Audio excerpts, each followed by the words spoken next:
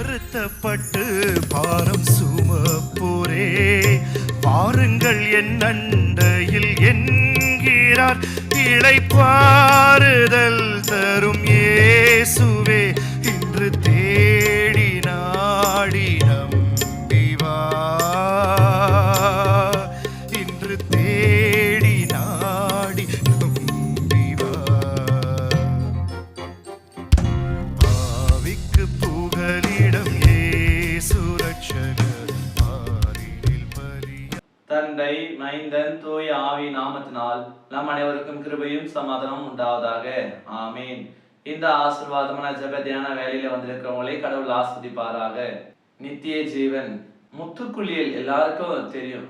ஆழ்கடலில் முத்து குளிப்பது என்பது ஒரு கடினமான வேலை. ஏன்னு பார்க்கும் பொழுது மிக ஆழமான பகுதிக்கு போயிட்டு அந்த இடத்துல இருக்கிற பவளங்கள், சங்கு, இப்படிப்பட்ட விலை உயர்வான பொருட்களை அந்த ஆழ்கடலில் இருந்து எடுத்து கொண்டு வருவார்கள். அதற்கு பெயர் முத்துக்குளியல் என்று சொல்லி சொல்லுவார்கள்.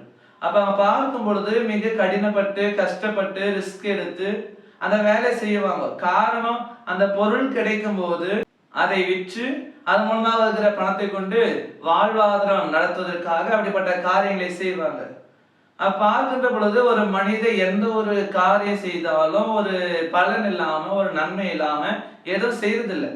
இன்றைக்கு சிலரை பார்க்கும் பொழுது ₹1 லாபம் இல்லாம ஒரு அடி எடுத்து வைக்க மாட்டாங்க. ஏதோ ஒரு காரணம் இருக்கும், ஏதோ ஒரு வேலை இருக்கும், ஏதோ ஒரு லாபம் இருக்கும். அதனாலதான் எல்லாரும் என்ன பண்றாங்க, இயங்கி கொண்டு இருக்கிறாங்க. வெவ்வேறு சூழ்நிலைகளில, வெவ்வேறு இடங்களில, வெவ்வேறு காரணங்கள் நிமித்தமாக இன்றைக்கு எல்லாரும் ஏதோ ஒரு வேலையை செய்து கொண்டிருக்கிறாங்க. அப்ப இன்றைக்கு நாம கூட பார்க்கின்ற பொழுது நம்முடைய விசுவாச வாழ்க்கையில கூட நாம் எல்லாரும் இயேசு ஆண்டவரிடத்துல விசுவாசம் வைப்பதற்கான காரணம், அவரிடத்தில் பாவத்தை அறிக்கையிடுவதற்கான காரணம் என்ன என்று பார்க்கும் பொழுது இயேசு அதனுடைய பாவங்களை மன்னிக்கிறார், நமக்கு நித்திய ஜீவனை கொடுக்கிறார். இன்றைக்கு பார்க்கின்ற பொழுது பாவ மன்னிப்புக்காக, விமோசனத்துக்காக அநேகர் அநேக விதமான காரியங்களை செய்கிறார்கள். ஆனால் இயேசு ஆண்டவர் அந்த பாவ மன்னிப்பை, விமோசனத்தை கிருபையாக இலவசமாக கொடுக்கிறார். தம்மை நம்புகிற, தம்மிலே விசுவாசம் வைக்கிற, தமது நாமத்தினாலே ஞானசானம் பெற்றுக்கொண்டு அவருடைய பிள்ளையை வாழ்கிற எல்லாருக்கும் என்ன பண்றாரு, அவரு இலவசமாக பாவ மன்னிப்பை தருகிறாரு, இலவசமாக நித்திய ஜீவனை கொடுக்கின்றவராக இருக்கிறாரு. அதற்காகவே கிறிஸ்து நம்மை பாவத்திலிருந்து விடுதலையாக்கினார். அப்ப நம்ம விசுவாச வாழ்வினுடைய பலன் என்னன்னு பார்க்கும் பொழுது கிறிஸ்து கிருபையாக கொடுக்கிற அந்த நித்திய ஜீவன். இன்னைக்கு வேதத்துல தான் நாம் பார்க்கிறோம். ரோமர் 6ஆம் அதிகாரம் 22 இப்படியாக சொல்கிறது, இப்பொழுதோ நீங்கள் பாவத்தினின்று விடுதலையாகி கடவுளுக்கு அடிமைகளான பின் பரிசுத்தமாகுதல் உங்களுக்கு கிடைக்கும் பலன் முடிவோ நித்திய ஜீவன். எனக்கு அன்பானவர்களே, இன்றைக்கு நாம பாவத்திலிருந்து விடுதலையாகி பரிசுத்தமாக நம்ம வாழ்கிற பொழுது இந்த பரிசுத்த வாழ்வின் முடிவு, இதனுடைய பலன் என்னன்னு பார்க்கும்பொழுது நித்திய ஜீவன். அப்ப அதற்காகவே நம்முடைய விசுவாச வாழ்வை நாம ஓடிக்கொண்டிருக்கிறோம். அப்போ அதற்காகவே நாம நம்முடைய விசுவாச வாழ்வை வாழ்ந்து கொண்டிருக்கிறோம். அப்ப இந்த உபவாச நாள்ல நாம இந்த காரியத்தை உணர்ந்து கொள்ள வேண்டும்.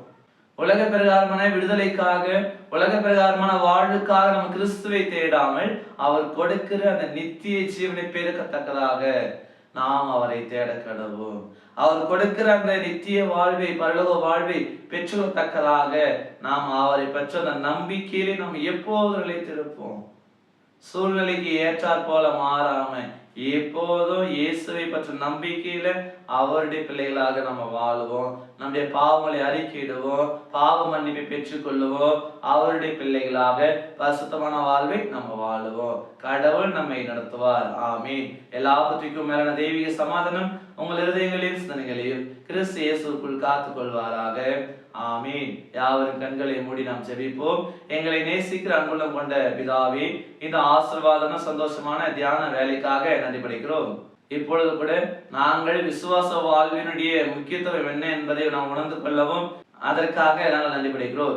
அப்படியாக இனி வரக்கூடிய காலங்களில் நாங்கள் எப்போதும் உம்முடைய பிள்ளைகளாக பாவத்தை அறிக்கையிட்டு பாவ மன்னிப்பை பெற்றுக்கொண்டு பரிசுத்தமான வாழ்வை வாழ்வதற்கு இறைவன் தாமே எங்கள் அருள்பாவிக்க வேண்டுமாய் கூட நாங்கள் வேண்டி நிற்கிறோம். இந்த நாள் முதற்கொண்டு நீர் எங்களை பாதுகாத்துக் கொள்ளும், நீர் எங்களை பொறுப்பெடுத்துக் கொள்ளும், நீர் எங்களை கரம் பிடித்து நடத்த வேண்டுமாய் கூட நாங்கள் வேண்டி நிற்கிறோம். நாங்கள் கையிட்டு செய்கிற எல்லா விதமான வேலைகள், என்னுடைய பயணங்கள், என்னுடைய காரியங்கள் எல்லாவற்றுடைய கரத்தில் நாங்கள் ஒப்புவிக்கிறோம். நீதாமே எல்லாவற்றையும் நன்மையாய் செய்து முடிப்பதற்கு உதவி செய்ய வேண்டுமாய் கூட நாங்கள் வேண்டி நிற்கிறோம். இந்த நாளில் கூட யாரெல்லாம் பிறந்த நாளை திருமண நாளை கொண்டாடுகிறார்களோ எல்லாரும் இறைவன் ஆசிர்வதியும். பிறந்த நாளை கொண்டாடுகிற எல்லாருக்கும் புதிய நன்மைகளை ஆசிர்வதி தருவீராக.